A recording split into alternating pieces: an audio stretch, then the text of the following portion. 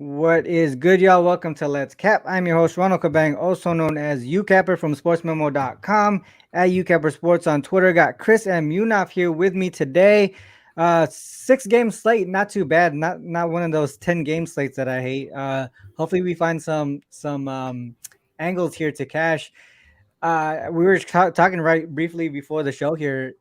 We're kind of like all over the place, not in alignment, but not also not in any disagreements with any of the plays either, though. So maybe we just go through all the games here and see what we come up with. But first, let's talk about what happened yesterday over at sportsmoment.com. 2-1 day yesterday, so profitable. Didn't go too crazy, but Munaf, how'd you do yesterday? Yesterday was really good. On my show, I went 2-1. I had the Knicks first quarter team total over 32, I believe it was. I Yeah, also had them on the first quarter spread. That one fell a little bit short by a last second shot by KJ Martin. And then also took the Minnesota money line last night as well. So nice. it turned out to be a really good day. And then props. I took him in the last game. I did a CJ McCollum over on his points, over on his assists, and over on his threes. 2 out of 3 got there, and then I also took Rudy Gobert over on his rebound. So 3-1 on the props last night. So yesterday was pretty good. Hopefully we can continue here today on Tuesday. Love it. What about you, Chris? How'd you do yesterday? Yeah, yesterday was good too, RC. Real quick, you mentioned 10 game slates and today not being one. Tomorrow is one, RC. Just Yeah, I like know. I hate it. I already hate it. Just don't uh, even want to look. yeah, but yesterday was good. I had 4 plays that I gave. I had 5 plays that I gave out yesterday. I was on the Mavs first quarter when Halliburton got rolled out in a Yeah. must-win game, so they covered the 1.5. Portland team total under with URC. That cash relatively easy. I also took that full game to go under another cash. Sacramento, Minnesota under the 240.5 also got there. And my only loser was Chicago. They kind of laid an egg yesterday against the Clippers. I took them in the first half thinking that they might run out of gas in the second half, but they didn't even show up. They didn't have any gas. So Yeah. they just, lost the game, pretty much from the beginning. Batum looked like Steph Curry last night. Batum Curry came out and was in full effect last night. So 4-1 yesterday, but, still kind of looking to, like said, kind of looking to keep it going today. Don't really like the card too much, y'all. We'll I kind of go don't ahead either, and man. To be honest, I don't. admit that There's early. not usually these smaller slates we can find stuff, but there's a lot of competing. For me, the way that I look at it, there's a lot of competing stuff. Yeah. Let's get into it. Let's go to this first game here. We got the Celtics and the Wizards. I'll bring up my screen. Oops. Did you guys have anything on this one? So I'll start. Yeah, go ahead. So Celtics, 3 straight wins, 3 straight covers for them. They do still have something to play for as well. I think that's important. Like we always try to cap motivation, Yeah. and they are 2 games behind the Milwaukee Bucks right now for the number 1 seed in the Eastern Conference. So I think that's important to mention. They also have a big game against the Milwaukee Bucks on deck for Thursday as well. I worry about their motivation. The first thing I looked at, I see was the Celtics as road favorites of 10 points or more, and they typically don't do well in that spot. We know that the Celtics typically play good against good teams, and sometimes they can struggle against bad teams. So you see them in that spot, but you also can't back the Wizards, right? Like no Bill, no Kuzma. Yeah.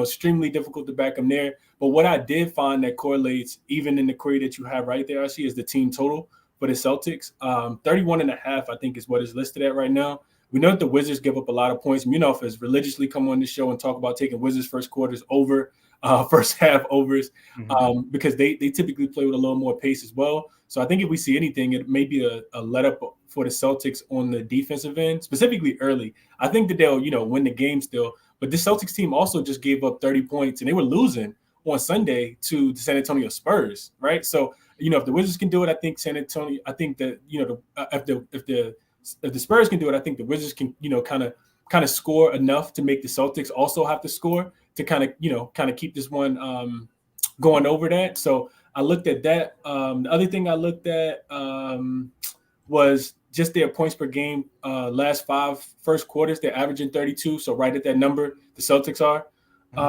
And then the Wizards, bottom 10 in first quarter defensive rating over the last 10 games. I think they're ranked 21st, allowing 31.4 points per game in the first quarter in the last 5.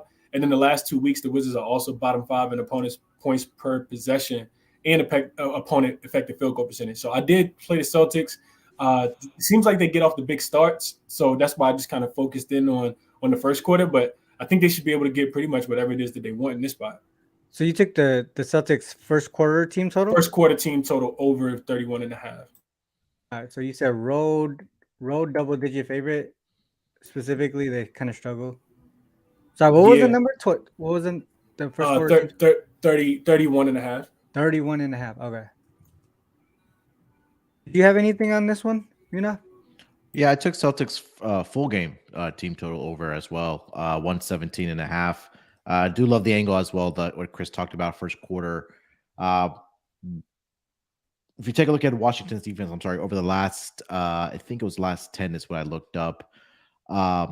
Opponents' 3-point percentage and 3-point makes that they're allowing it's been the worst I've probably seen by any team outside of the Rockets this season. Last 5 games, Washington is allowing about 14.6 makes per contest. But I think what really stood out is the percentage that they're allowing at 44.2% over the last 5 games from 3-point line. And we know that the Celtics love to get up their 3-point shots. We saw it early in the season where they were just out on fire out of the gate, where I think they started with like 20-5. They were just knocking down the 3-point shots. So I think this is their opportunity here tonight for the Celtics to knock down their shots. I know Jason Tatum missed the last game. He should be going here tonight.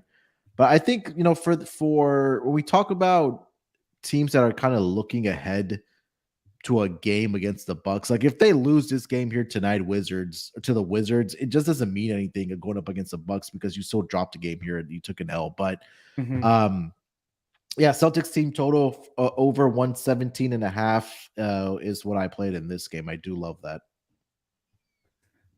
Trying to look up different scenarios. So I looked at it real quick. Actually, I know what you're about to look at. I think if our brains work the same like they typically do, I looked at the Celtics when they're facing an opponent, because the Celtics aren't on the first leg of a back-to-back. Actually, I know you got next rest equals 0, but they do get a day of rest, right? They don't play. I don't think they play the Bucks. They don't play until Thursday. So it's not a first leg, not a back-to-back now. So what I looked at, actually, was Celtics facing a team that has a 50% facing a losing team when the next opponent has a winning record. And I think they did pretty well in that spot throughout the season, like positive, profitable anyway. Oh.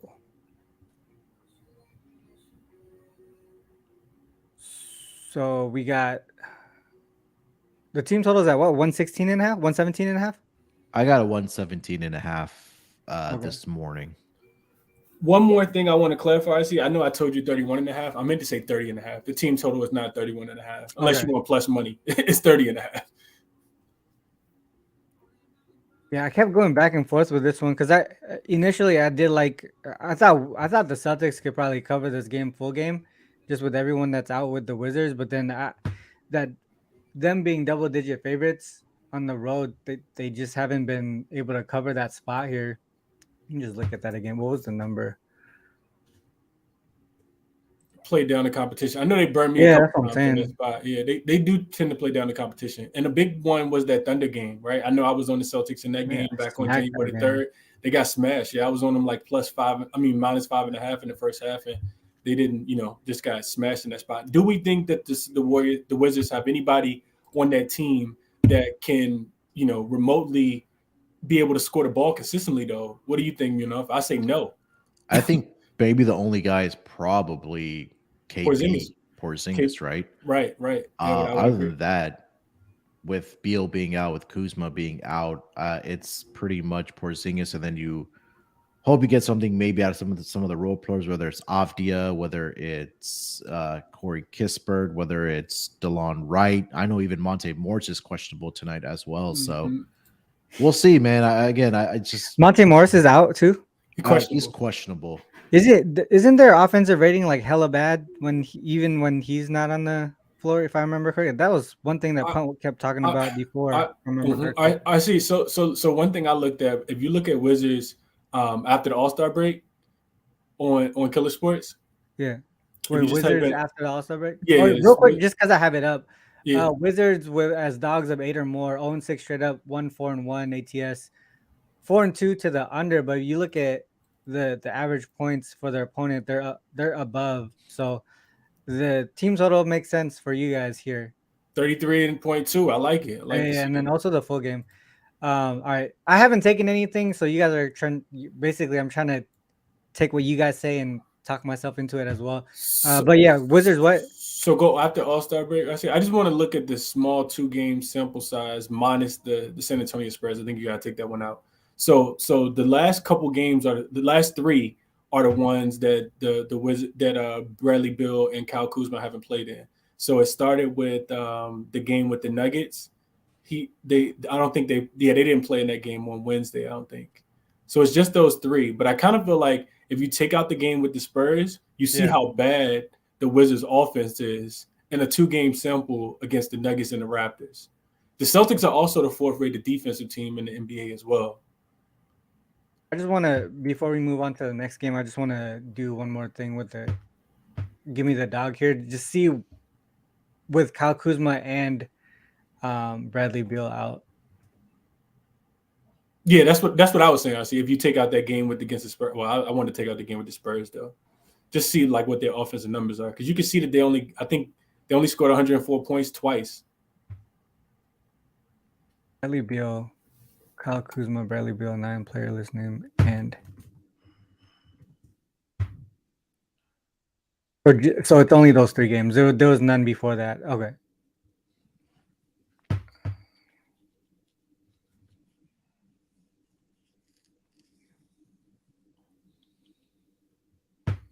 All right.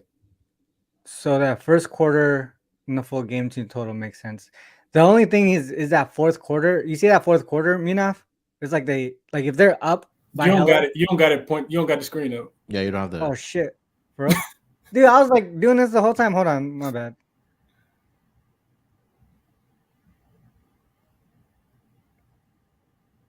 I didn't realize I was doing the window or the tab or whatever. All right, so I have give me the dog up. Yeah. I did no Kuzma, no Beal. 1-3 straight up, 2-2 ATS, 3-1 to the under. Like everything,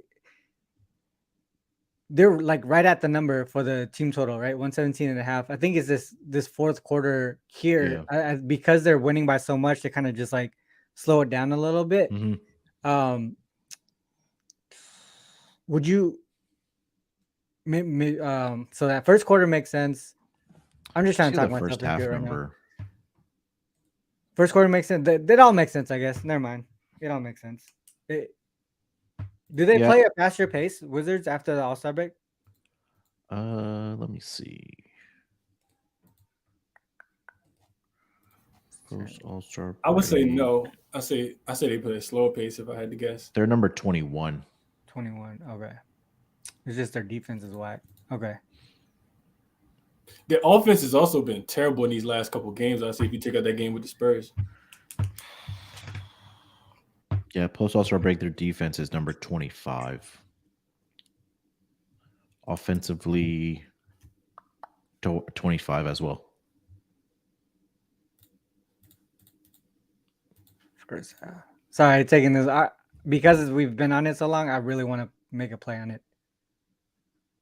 Okay, so Boston first half, last 10 games, 120.2 offensive rating in the first half, and their pace is up 102. Hey, I see. Go back. Click on defensive rating too. 105.3. It could just be first half spread. That's what it sounds like. Just 120 and a 105. Yeah. Like that's a big difference. Yeah. All right. Well, the ways that I would look at it would be the Boston early. Like it could be their team total or the spread, first quarter or first half.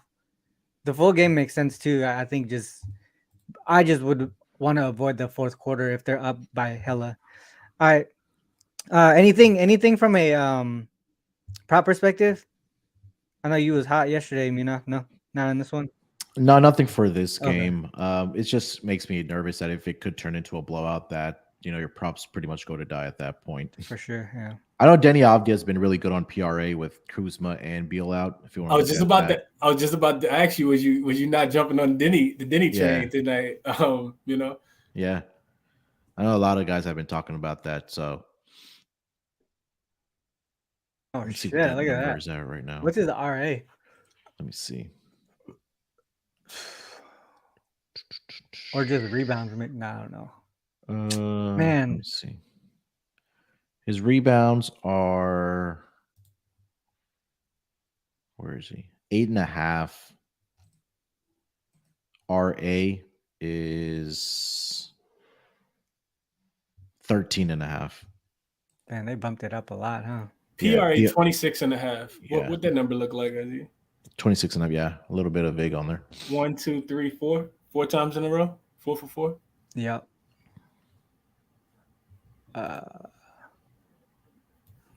Hold on.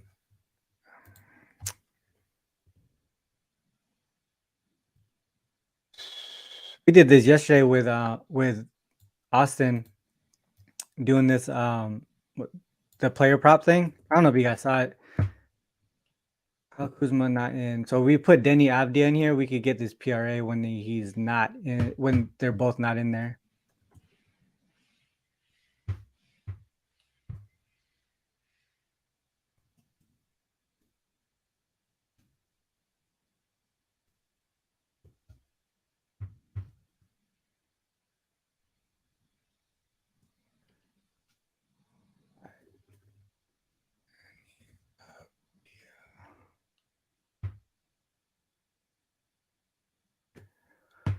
Are you guys gonna take that prop? It seems like it does pretty well. I think you kind of have to, don't you? I mean, somebody's gonna have the production outside of KP. Bobby Portis. Why does it say Bobby Portis? I would agree.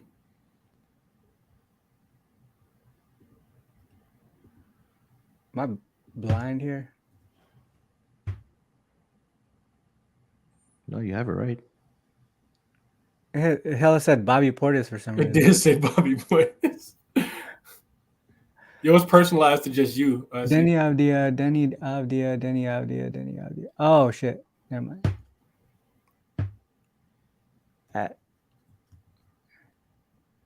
All right. Oh. Okay, yeah, there you go. So only the first game that he didn't hit, and that was against the Cavs when they got smashed.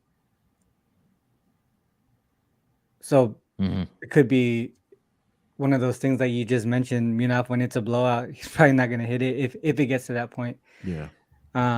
Okay. All right. Well, we took a long time on that one. Sorry about that, guys. But I'm probably going to go with Boston in some fashion, first quarter over the first half.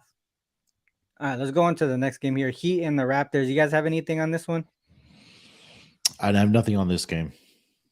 Probably under without Jimmy Butler, but nothing official. What you got, Chris? Yeah, I looked at the Raptors in this spot. I thought it was a difficult game. Of course, you kind of want to back the Heat coming off that big loss as a home favorite the other day against the Brooklyn Nets, especially when they had such a big lead.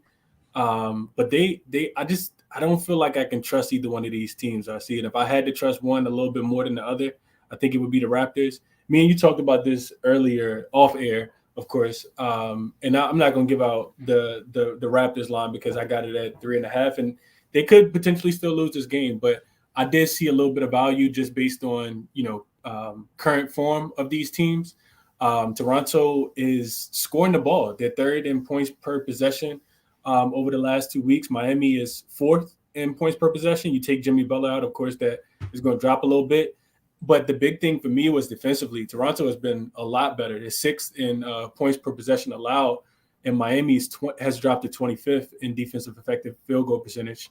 So for those reasons, I also looked at the Heat as road dogs on the first leg of a back-to-back because they do got a big game against the Knicks coming up, and they were 0-3 straight up and against the spread in that spot. They also 0-3 against the Raptors this season in general, and 1-5 ATS playing on the first leg of a back-to-back when the total is lower than 220. So for those reasons, I did play the Raptors minus the 3.5. Of course, that number has gone up just a tad bit. But yeah, that's what I was kind of looking at. I like the Raptors they've been offense. smacked in this spot too. Yeah. All of those reasons I kind of looked at it. Also, another thing I looked at actually was league-wide trend. So this season, Road Dogs coming off a 2-game homestand, playing their first game of a back-to-back in conference typically do pretty bad in that spot too. So Road Dogs coming off a 2-game homestand. Okay. And playing on the first leg of a back-to-back. And if you add that it's a conference game,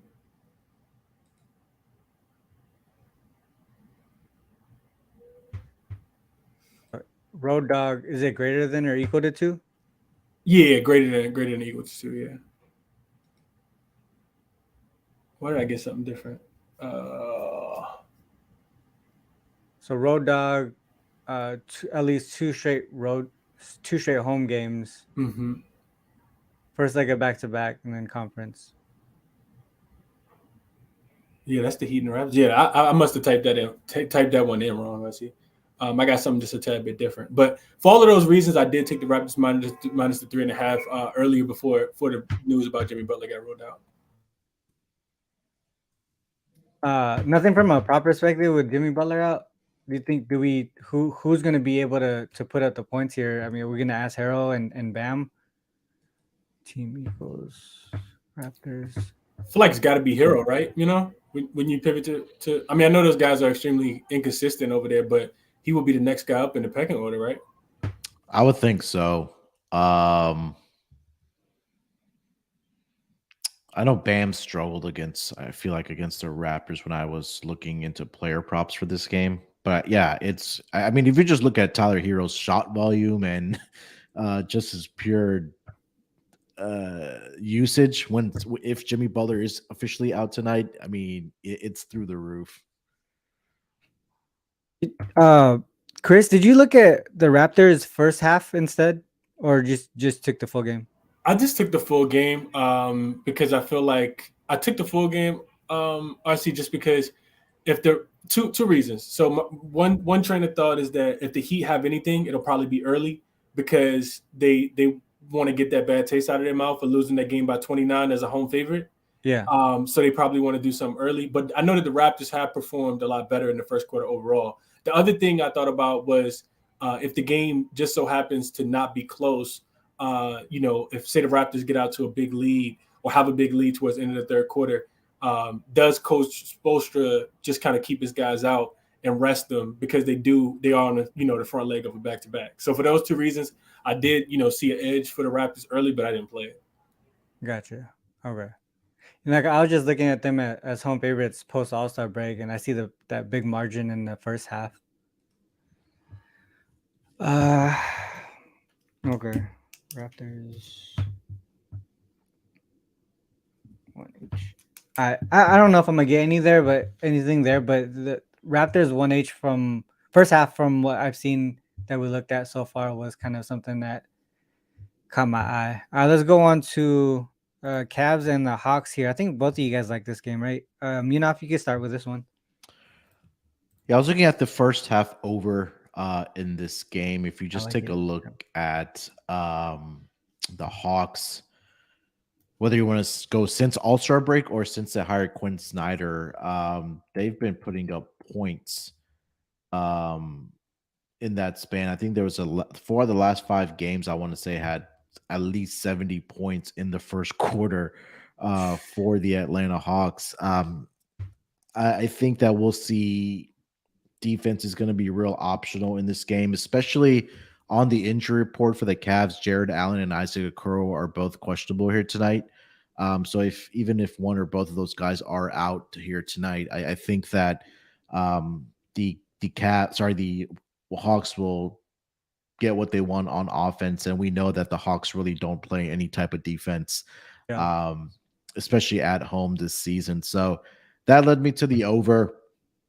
And they've been giving up a lot of points as well, have the Atlanta Hawks. I want to say over the last 5 to 6 games as well. So I took the first half over 121.5. I think that number may have moved up slightly, maybe to 122. but I think it's a really good look here for tonight, especially for a Hawks home game. Yeah, I was looking in that direction too. So I like that you like it. But the way that I was looking at it was Hawks in the third game of 4 nights. So if we just look at it in general, Hawks in the third game of 4 nights without the total here, they're 14-4 to the over. You can see that first quarter specifically is where most of the points is being scored. And then they kind of trail off. The Hawks themselves kind of trail off towards the end of the game here. But if you go a little bit deeper, and we say, I think it's second leg of back-to-back. Is it second leg? No. Sorry. So if we go rest equals 1, and then P rest equals 0. So they're on the third leg of third game in 4 nights, but not on the back-to-back. 8-1 to the over there, and you can see that full game margin, the full game average around 141 point something. No OTs either, so a lot of things pointing in that direction of over. And again, you see most of that points are being scored in the first half. So I really like that play a lot. That's one that I was kind of eyeing. The only thing is, like, when you look towards the Cavs side, for the most part, you're gonna see a lot of unders. The one thing to say about that, this is the highest total the Cavs have seen all season long. So I can only look towards the first half over for the most part. I couldn't talk anyone off the full game over, but the Hawks defense is just terrible. Because this is going to be high scoring, or we expect this to be high scoring, do you guys see any props that would make sense? I played Donovan Mitchell. Yeah. I know Darius Garland's been the guy against Atlanta if you go back and look at the game logs, but I played Donovan Mitchell in the bounce back spot. He only had 19 points when these two teams just played on February the 24th, which was the second leg of a back-to-back game. They had the Denver Nuggets the night before, and it was a home road back-to-back as well. So I see a bounce back spot from him. He's also 6-9 to the over on his 27.5 points in his last 9 games.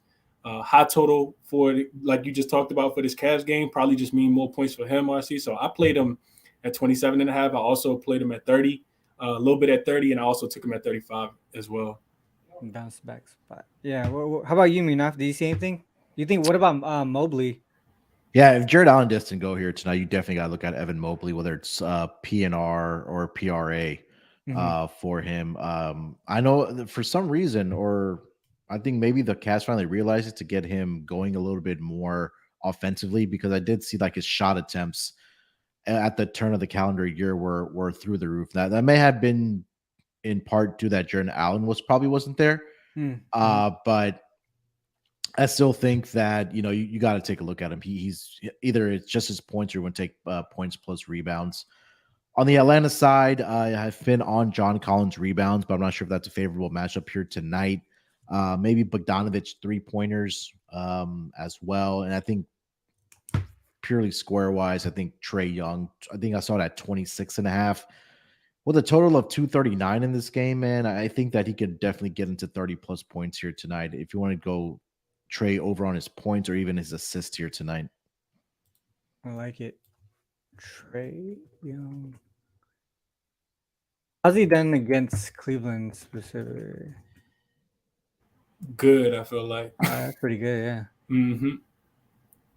We know the Cavs, with the Twin Towers down there, they don't typically give up a lot of points in the paint, but Trae can do his damage from, outside of the paint, mid-range. Yeah.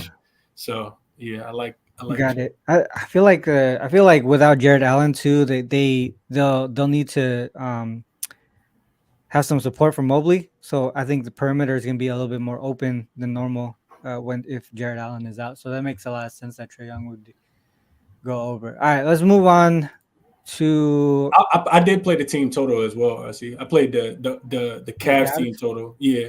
Yeah, you jump straight to props, but I did play the Cavs team total. I thought you went through it. I forgot. No. I played the Cavs team total over. Just for all the things that you kind of looked at, a lot of the trends that you had looked at, I hadn't even looked at, but they all kind of support the team total to go over 117.5. What was it? Wait, what? 117.5? Cavs team total was 117. I don't know what it is now, because I know that a lot of teams come in on the over, but I got it at 117.5. The fuck? That seems low. Yeah, that total has really moved. Moved a lot. Yeah. I know earlier when I was recording my show for the NBA pod, it was Oh, at around God, damn. 237 and I think 236 and a half this morning. Moved up to 237 and a half. Now it's all the way up to around 238 and a half, There's no way I could 239. take an over if it jumped that much. Yeah, I'm with you on that, I see. And that's probably an indication that Jared Allen isn't going to play, right? He hasn't been rolled out yet, right? Yeah, and that's why I pivoted to the first half. Yeah. First half makes sense. Yeah, it makes I a think lot they of go sense. all. I They're like probably that. gonna go all out in the first half. I would probably focus in on that first half too. That's a good point. All right, let's go on. Hornets and Thunder. Chris, I think you had. I think we were aligned on this one if I remember correctly. Did you have the under in this one? Yeah, under 229 and a half. I think it opened at 230, or at least is what I wrote down on my notes, is that it opened at 230. Yeah. But yeah, I saw this one. We already know that the Hornets have been struggling to score. They are coming off back-to-back wins against the Dallas Mavericks, but Thunder got a lot to play for. I don't know if people were paying attention, but Shai Gilgeous-Alexander was on he's already been ruled out, but he, got on his Instagram account and said that, they're going to make the play-in. So I think that's clear indication. We didn't know for sure that this team, whether they were tanking or not, because they have been losing and winning and losing. But I think, I expect them to struggle in this spot to be able to score. The Hornets have also got a lot of their scoring off offensive rebounds with Mark Williams, and Mark Williams is going to be out for this game. Yeah. I don't know if people pay attention to that, but he's going to be out for this game. He's going to play in their next game. So without him on the floor, actually, I know you had kind of already been talking about, the impact that he has on this team, both offensively and defensively. I think that this game goes under the total. I think the Hornets continue to struggle to score in this spot. And I was also looking at taking the points with the Thunder as well, but I didn't quite get there after Shai got rolled out. But this goes back to the query that we talked about a couple of weeks ago. We've been talking about this one for a while, actually. Home favorites land 9 points or more with the losing record after the All-Star break, dating all the way back to 2020. 25-9-2 against the spread.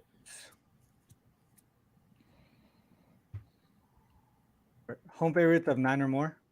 Yeah, home favorites of 9 or more, laying 9 or more with a losing record. Oh yeah. Since 2020.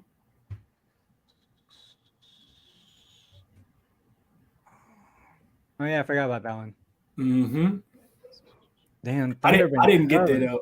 I didn't get there, see. But it's just.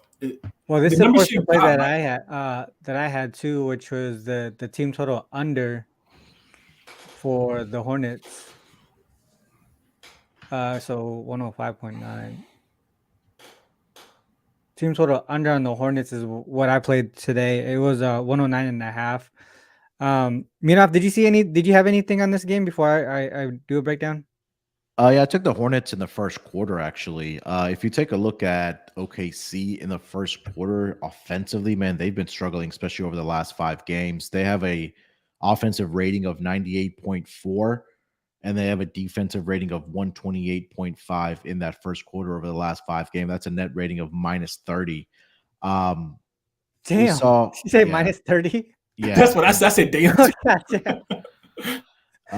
That's just crazy. Even the last 10, they're still bottom in net rating. So even you can go back even further, it's still there. But most of it probably is the -30 in the last 5. That's fucking crazy. Yeah, and we saw Charlotte. We saw what they did against the Dallas Mavericks. I know Mavericks not in great form right now. Maybe there's a little extra motivation for PJ Washington against Mavericks because he did grow up in the Dallas area, and also Dennis Smith Jr. as well, formerly on the Mavericks. But I think that this might be a scenario where we saw a couple of days ago where Portland jumped out against this OKC Thunder team in that first quarter. Yeah. Eventually, OKC pulled away in that second half, but I think this is an opportunity for Charlotte to come out and play well again.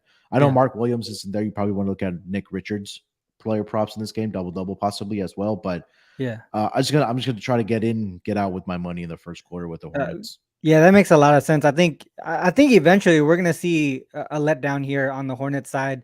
But they do have some momentum, so they probably could start this off pretty strong here against the Thunder. I know SGA is out SGA is officially out, right? Yeah, he's out. Yeah. Yeah, so I think they might need to take some time to get everything adjusted without him in the lineup, and then take over the rest of the way. So I think focusing on the first quarter makes a lot of sense if you're on the Hornet side. But for me, the way that I looked at was the team total under for the most part. If you look at this already, you can see the Thunder. This is last 10 games. So Thunder last 10 games, their defensive rating is 112.7. That's top 10. The Hornets are there to the in the top 10 as well. That's kind of why I was looking towards a full game under, but ended up going with the Hornets team total under because you could see them struggling offensively here. Thunder right there, you can see there's like their 3-point gap offensive rating.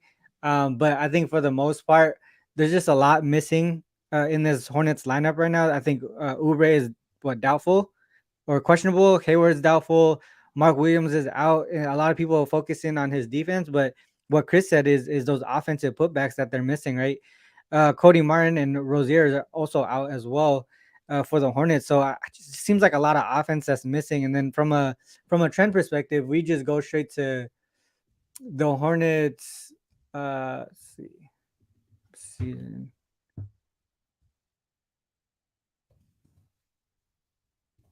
We go Hornets and date. I think it's January. So is that right? No, 1/31. So since January 31st, they're 20-5 to the under. You can see their average points here, 109. Their team total under, they've only gone over in 6 games, I think. And then they pushed on one. And then if you look at if they're on the road during this time, they're 10-1 to the full game under. You can see that 108.2. And then one more thing was, yeah. So Hornets, and then S equals 0. So the Hornets versus teams on the first leg of back-to-back games, they don't cover, but they also go under. You can see their average here is 104.4. The thought process behind that is basically they're one of the worst teams in the league, and a team obviously this favored against them on the first leg of back-to-back games, probably just gonna try to cruise through this game, right? They're not gonna have to play a fast pace. They're just gonna play some defense, and not have to worry about not have to worry about anything. In my opinion, I think Thunder is gonna look ahead to this Clippers team tomorrow. Also, they got back-to-back games against the Clippers. These are 2 very important games for them. So I think they overlooked them for the most part as well. So that's the other reason why I like your look on that Hornets first quarter. I was also leaning towards the Hornets full game because of that, but I ended up just saying this is going to be under game. I think the Hornets will struggle whether they cover or not. I think they're not going to score 110. They're probably going to be like around the 105 mark. That's the way that I was kind of looking. Yeah, that's pretty much it on that one. I know you mentioned Nick Richards, the double-double. I don't know what the number is, but I think he only hit like 1 out of the last 4 without Mark Williams. Without Mark Williams, if I'm not mistaken. Because I was looking at that too. Nick Richards. Yeah, I know Mark Williams is not playing here tonight. So yeah, so he hit 2 out of the last 5. Yeah. Also keep in mind they're going up against the Thunder, who aren't a very good rebounding team, right? They don't have. That makes a lot of sense. We've talked a lot about that, just taking centers rebounds against the Thunder. That's a good point.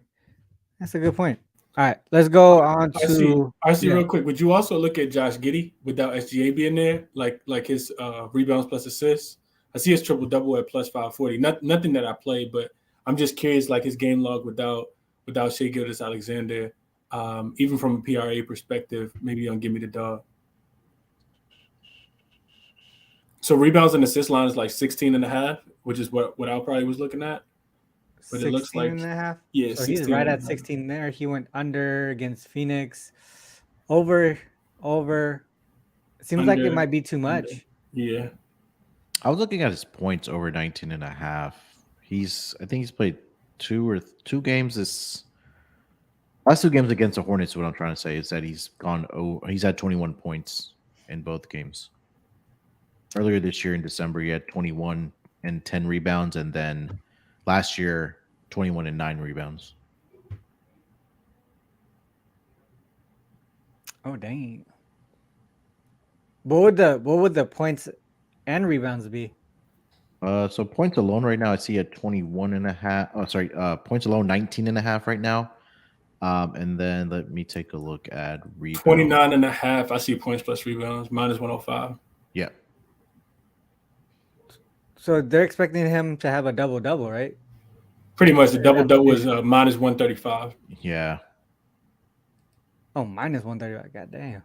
Okay. Yeah, but you got to take into consideration that SGA probably was in for those games. Like, he's not going to have SGA, so he's probably going to do even more. Yeah, that makes a lot of sense. And the PRA is what? 36 and a half. Yeah, 36 and a half. Juice to the under, juice to the over, minus 120. Okay. Yeah, the points. I mean, obviously he's been hitting the points here, and then if SGA is out, he should be able to do better. Should we go back to Jalen Williams too, though? Because he's kind of fallen off a little bit. Yeah, that's the one guy you probably rebounds want to and look out. Yeah, without SGA. Yeah. I think, is he at the 9.5 mark again yet? For his I know he was rebounds? up- yeah, points and rebounds. Oh, sorry, rebounds and assists. Because I remember he got up to like 10.5 and 11. 10 and a half, minus 125. So it's juice to the over now. 10 What's and his points? Yeah, he's been doing well. Yeah, from the points perspective too.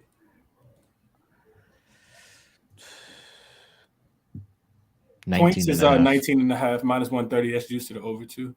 And he hit that in all of them except for one. This one, Yeah. what the fuck happened here? 1 point. Oh, of 8. Got the Dylan Brooks treatment. Yeah, that's not gonna happen. Man, that points one looks pretty good. Yeah. What's his PRA? Is it 29.5? Nah, his PRA was higher 32? than that. Let's see. 30 and a half. 30, yeah. Minus 130. It's juice to the over too. I might take that PRA.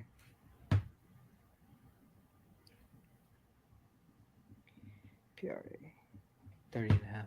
Okay. All right, let's go on to the next one here. We got damn, why are we so slow today? Okay, we got Magic and the Grizzlies here. I was looking towards the Magic. I know the lines moved a little bit, but the Grizzlies without Ja is not the same as the Grizzlies this season. Is not the same as Grizzlies without Ja last season. Is from what I've seen. Did you guys have anything on this game here? I didn't, because it is the front end of a back-to-back for the Grizzlies up against the Clippers tomorrow. Could be a possible look-ahead spot. I'm not sure, but Yeah. obviously with John Morant, I'm listed doubtful. I don't know. I feel like it's a lot of points because what you mentioned, RC, that the Grizzlies aren't as dominant as they have been without John Morant as they were like last season. Yeah. I did see that the Orlando Magic are, I believe, 20-9 to the over in non-conference road games or non-conference games overall. Say that one more time. The Grizzlies are Orlando over? Magic non-conference Magic. games, 20-9 to the over, I believe. I was actually, Damn. I was with you. Look Ozzy. look at their spread too. 19-9-1. That supports But- what I was looking at. If you add that they're a road dog in that spot, I think it comes down because they tend to play better defense when they're on the road, and when they're a dog. So, Yeah, this is the one that I looked at. And then basically if you look at the opposite on the Grizzlies side, right? So we go home favorite non-conference. Shit, was that it? Damn, what the hell did I use on? There's something opposite here. Grizzlies. Oh, never mind. That was a different game. My bad. Yeah, but for the most part, it was that one that you just mentioned, Munaf, the non-conference, and then also diving down into the non-conference as road dog. And then the opposite, or not the opposite, but on the Grizzlies side, it was this one, John Morant, 6-12 against the spread this season. If you look at them last year, I think they were like, just do what? 20-8. So it's almost the total. It's pretty much the opposite of how they did last season. They just don't have the depth as like they did last year. Yeah. But I can only look towards the Magic way here. Did you guys bet anything on this one, or you guys kind of just was leaning in that direction? I was leaning towards the over, but I'm not sure if I can get there. I know we can't go off of what we're seeing for offensive and defensive ratings, especially since Ja Morant has been back, because they have been one of the better offensive teams since Ja Morant did return. Maybe Triple J points here tonight. I know he's been on a tear as of late. I know some of the guys are mentioning that Magic 3-point defense hasn't been very good either. Magic's 3-point defense? Yeah. It's only a 2.6. Actually, it's been pretty good over the last 5 games.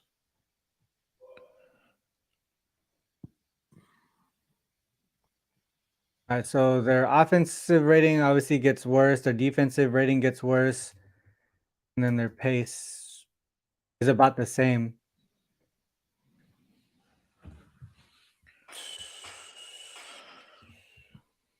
For me, everything's still pointing towards the Magic, right? Yeah, can't argue against it. The over makes sense too. That non-conference over for the Magic looks like that's the way to go. Ja is doubtful. I think is he not confirmed out? I did see doubtful on the injury report. I'm not sure if he was completely ruled out or not, but I'm sure he will be, especially with the Clippers. I mean, sorry, not the Clippers. Who do they have them on?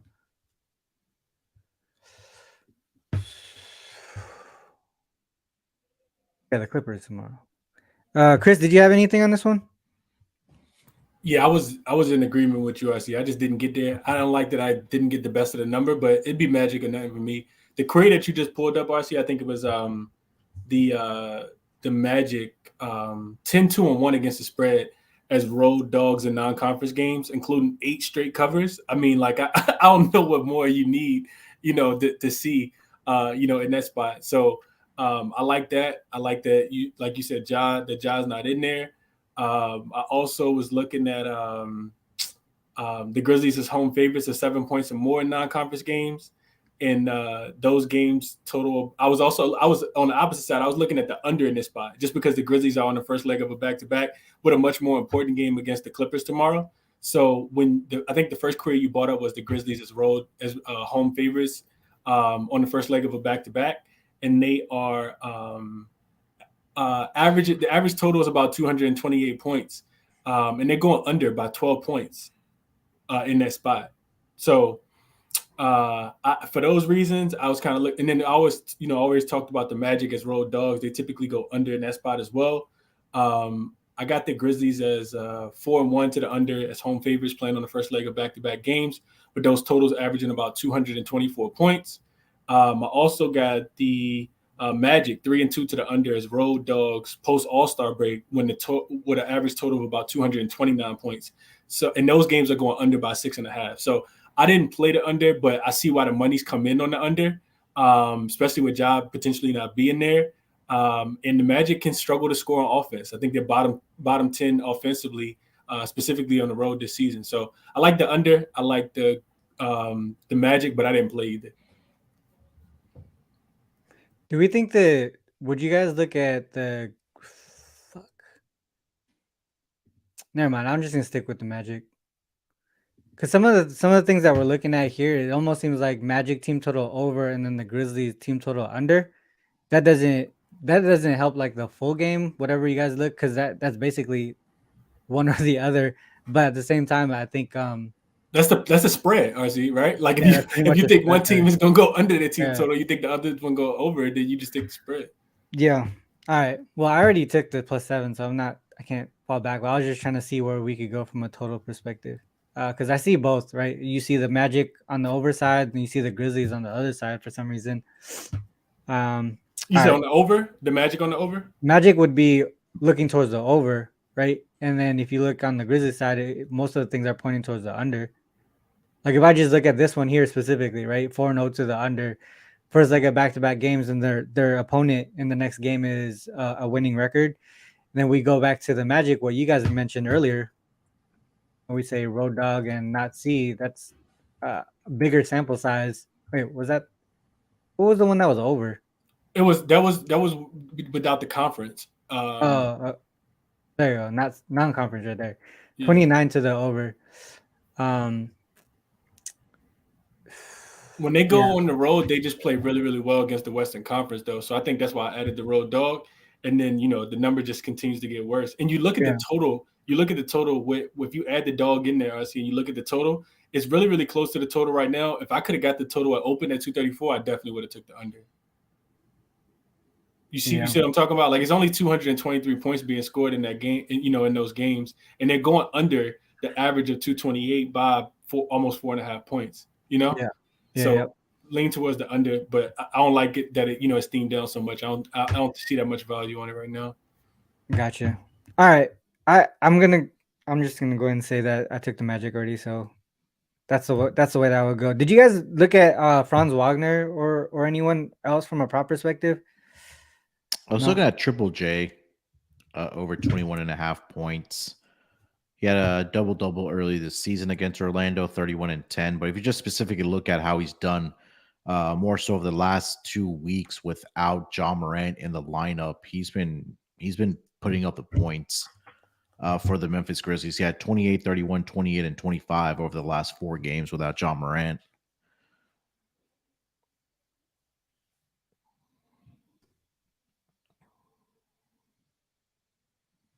Oh shit! Yeah, you're right.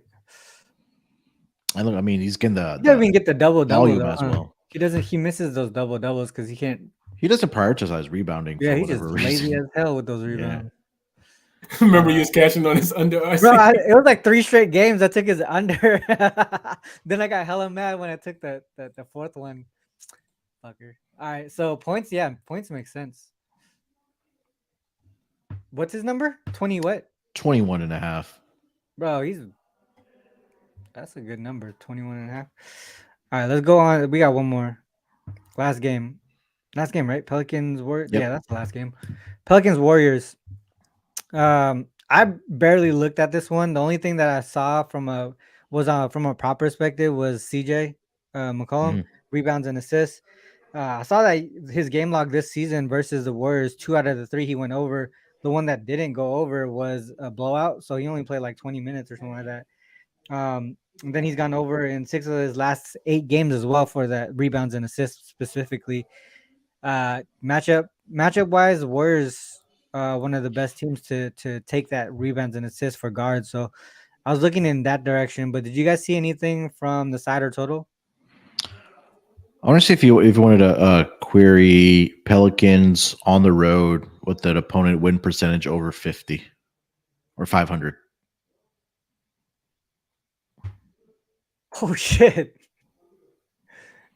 You already knew, huh? Did you already know? Yeah, I was talking to Chris about this morning about querying even like full season, and then if you also want to look after the calendar year, New Year, as well.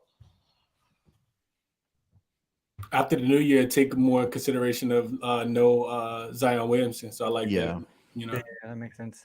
But he played the first few games, right? Yeah, he did play it for a couple. Yeah, I think it was like middle of January. Yeah.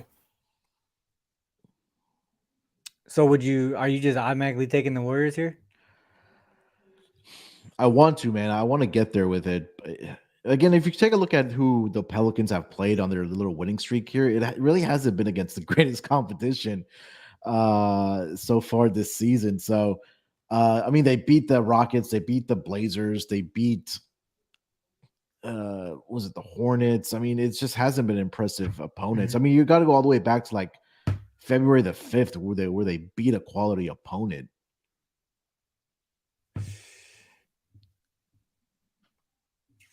Yeah. All valid points in my book, If you look at I remember their team. I was also catching on their team total unders for the most part. They went over in their last 2, but I mean, Blazers defense is whack.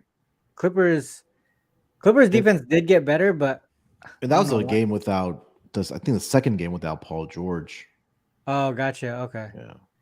Reverse injured player theory. Yeah. Reverse injured. It only worked one game, right? Yeah, it's always that first game. Yeah. That's just crazy. Pelican, what was it? Pelicans what? Pelicans on the road.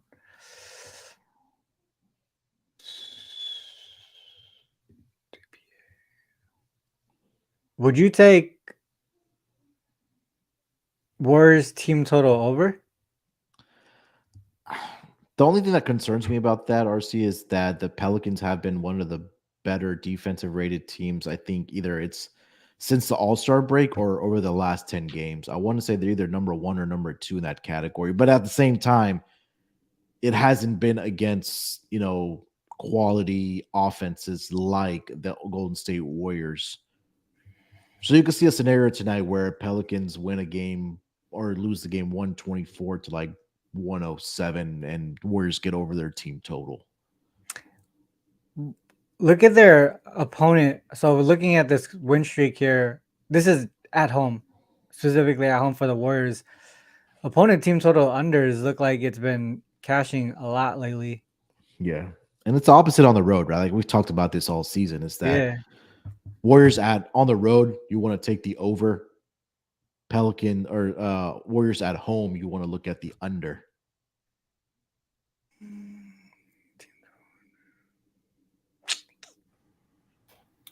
You guys didn't bet anything on this one yet, though? I think it's exactly what you said, RC. Like if you look at if you go back to NBA.com and look at the advanced stats and you look where the Warriors rank offensively, I feel like their offense hasn't been that great. So if you think that the Pelicans may, even slow them down just a tad bit, you just bet the Pelicans team total under because the Pelicans aren't supposed to necessarily win this game, right? Second leg of a back-to-back. I do think that if you want the Pelicans, you probably want them early. Golden State has come out of the gate kind of struggling, but they, fumbled the bag away in that game against the Timberwolves the other day, and they kind of had that win. So I do expect them to be kind of motivated in this spot. I think if you like the Pelicans, though, you do have to play them early just because they probably will fade towards the second half of the game being on the second leg of that back-to-back. Yeah, can you check how they do on the second half on back-to-backs? For the Pelicans? Pelicans, yeah. I know that the starters didn't play in the fourth quarter yesterday because they were up by like 30-plus points, but so they give up more in the second half on the second leg of back-to-back games. Yeah. Which makes 30. Add road in there as well, I see.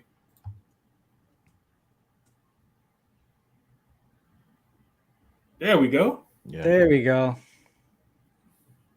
So you're going up 125, yeah. And if you throw in opponent win percentages greater than 50, which maybe all of those guys are already, but it might get even worse than that. 0-4. Look at that first quarter, though. God damn. Yeah. So that first leg of back-to-back games on the road versus teams with a winning record. So second leg of back-to-back games. Sorry, second leg of back-to-back, yeah. They're getting smacked in that first quarter. So if we find something to support that first quarter on the Warriors side, then I would say that should be the play. You got EV analytics pulled up, RC? No, I can bring it up though. Because this is going to be the difficult part. I mean, I feel like it should be. Oh wait, what about what's his face? Is Matt Porter's first quarter? Oh, first quarter report. Yeah. That could be. Shout out to Matt Porter. Mm-hmm. Okay. So first quarter.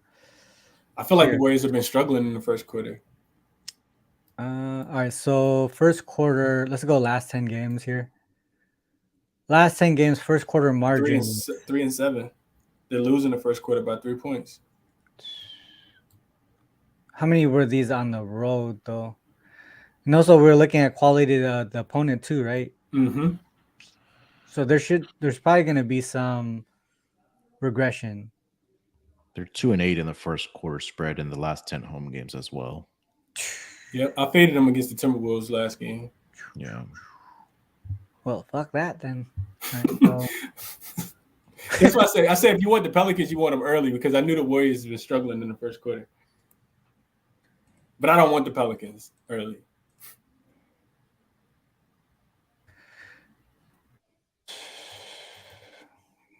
All right, so let's do this one real quick. I just want to see. So Warriors versus a team on the first leg, second leg of back-to-back games, and then they're the home favorite. I mean, they're getting the points, though. That's for sure. Yeah. So first quarter, first half. Yeah, let me see what that number is. It should go the opposite way, though, don't you think? I see, like, it might be a trifecta spot tonight. Man, Based all on this what we're shit looking is at. like December though. Look at that. This is Right. yeah, Mhm. this is crazy. It could be a First trifecta spot tonight for the. Yeah. First quarter team totals 30.5. What? So the books 30 and a already half. know. The books already know. Yeah. Got them priced like they playing the Wizards. We got a little edge. I mean, we're seeing about 32.8 here, and then 32.8 here, and then then they're 33. scoring 33. Yeah. So What this is way what it's- is what is the books telling us by setting the number so high against the number one rated defense over the last 5 or 10 Man, games? that should. yeah. LJ likes the opposite side here. I know Pelicans defense at home is really good, but On the road has been pretty good as well. I see, but like said, it's been quality opponents. It's been terrible. Like they haven't really been playing anybody. You take a look at Pelicans' first quarter over the last 5 games, they have a defensive rating of 86.4. But again, we talked about how they haven't really, played the greatest competition over their last 5 games either. Spurs, Hornets, Blazers, like these are the teams that you want to play. Yeah. Rockets, Spurs, Hornets, Blazers. Yeah, they're getting by with this bad schedule. That makes a lot of sense. Let's look at this one real quick. But you said PG didn't play this one. Pelicans. Yeah, that was the second game without him, I think. Yeah, so they scored 37. So would we just say Warriors team total over first quarter? Yeah, and I think that was a game where Kawhi had left with the facial contusion injury as well, if I'm not mistaken. Yep. I don't know when it was, but let's see how many minutes he played. Yeah. It was in the first half, I think. They just got blown out. They didn't even play no more. He didn't have a great shooting. That was 4 of 16. He played 27 minutes, though. Yeah. I don't know, LJ. We might be on the opposite side here. Well, I would say first quarter team total over makes sense to me based on what we just seen. Did you have anything from a total perspective at all, RC? Like a full game total perspective? The 234? You got anything on that? Let me check my stuff here. No, the only total that I pulled from systems was that Celtics Wizards over. Okay. Nothing on the nothing on Pelicans Warriors. What is this? Hold on one second. So I got Pelicans on a revenge angle, but I don't know if I could bet the Pelicans here. It would be Warriors or nothing. But I think that first quarter team total over I'll probably get there. All right, let's see. All right, I think that's it. Anything from a prop perspective? I mentioned CJ. I just it seemed like that would be the play here. But if you guys see anything, do we look towards like Curry or? It might be a good bounce back spot for Curry here tonight. I know him and Clay kind of struggled in the last game against the Minnesota Timberwolves, but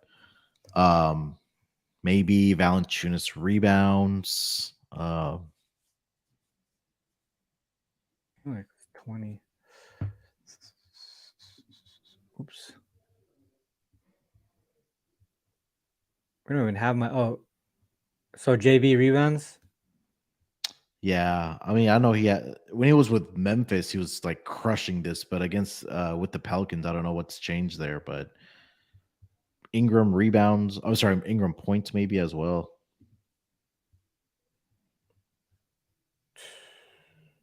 CJ's up here for guards, rebounds for guards. The Warriors are the best matchup. It looks like 4.5 rebounds and rebounds. assists maybe for him. Yeah, that's kind of what the way that I was looking at. It's at 9.5. I was looking in that direction.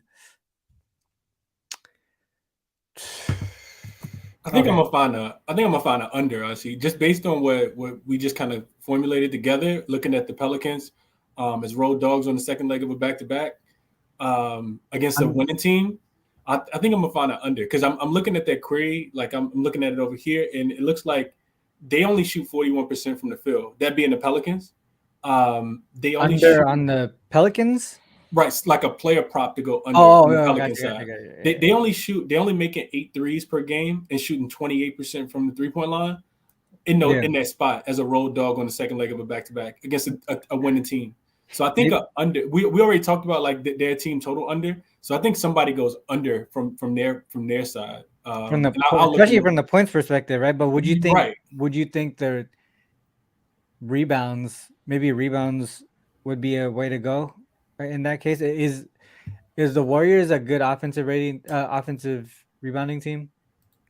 I mean, sorry, defensive rebounding team? No. No. I feel like they give it up. Yeah, they're 20th in defensive rebounds. So they're probably going to have opportunities for the offensive rebounds, at least on the Pelican side. Yeah. No, I wasn't talking about CJ, your prop, RC. I was just thinking more so like from like a player prop perspective. Somebody probably makes sense. That makes a lot of sense. Yeah. All right, well, let's go into the recap section. We went through a lot there in 6 games here. So remember, me and we did 10 games in like 45 minutes. Yeah, we're like, nah, this game now we got nothing. Anytime that happens, like we have a shorter slate, we're like, all right, let's just deep dive into like every single game, regardless if we have a play or not. All right, let me take the screen off here, and then we could go into the recaps. Oh shit! All right, let's go with you first, Munaf. What do you got? Yeah, I really do like the first half over in the Cavs and the Hawks game. Like we talked about, again, Hawks at home. Offensively, they've been outstanding. I mean, if you look at their last 5 games in that first quarter, they have an offensive rating of 141.3 and a defensive rating of 133 point, I think it was 2 or something like that. But first quarter over, I couldn't talk you off of either. First half over, I couldn't talk you off of either. Wouldn't be surprised if we see another 70 piece put up by both these teams in that first quarter. But I did take the first half officially 121.5. Gonna take the shot with the Charlotte Hornets in the first quarter. Took the money line and then the plus 3.5 as well.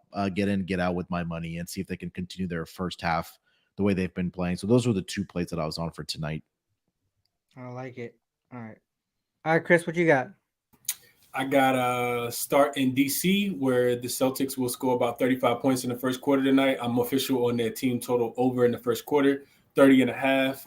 Also played the Cavs team total. I think Atlanta defense is going to continue to struggle tonight. This is also a 3rd game in 4 nights for them also. So I like the Cavs to be able to score in this one. I took their team total over 117.5. And then in that same game, I'm going to give a player prop as well. I want to give Donovan Mitchell over his 27.5 points. I think it's a strong bounce back game for him after only having 19 points in the last meeting on February 24th. So I think it's, probably a 30-point game for him. So I took the over 27.5 points. And I'll leave the audience with those 3 plays. Cool. All right. So so far I've taken, what about Warriors coming off of a loss? My bad, dude. But let me do the recap real quick and then I'll answer your question. For me, the 2 games that I played before the show here was the Hornets team total under 109.5 and then the Magic plus 7. And then some of the takeaways from today that I like that I probably just do a little bit more deep dive in after the show would be the Hawks Cavs over the first half, Boston team total over first half or first quarter, the props, Jalen Williams, PRA, CJ rebounds and assists over, both of those overs. And then I think it was it Pelicans team total under? Was the other one that I was looking at? Yeah, we talked about that. Was it team total under or the Warriors team total over? I think you said Warriors team total over. Warriors team total over, yeah. First quarter, right? Yeah, first quarter. Warriors. Shit, why don't we just take the Warriors on the spread in the first quarter then? Well, I'll dive deeper in that, but those were the ways I was looking in that game there. I think that's it. Yeah, that's it. All right, real quick, Burns. 1704. I'm just gonna answer your question real quick, just because I want to be helpful to people who ask questions here. So Warriors off of a loss.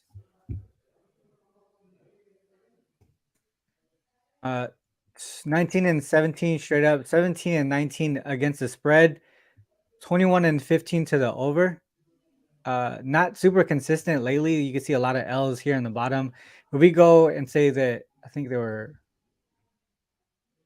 lost as a home favorite, 4-3 straight up, 3-4 ATS, 5-2 to the over.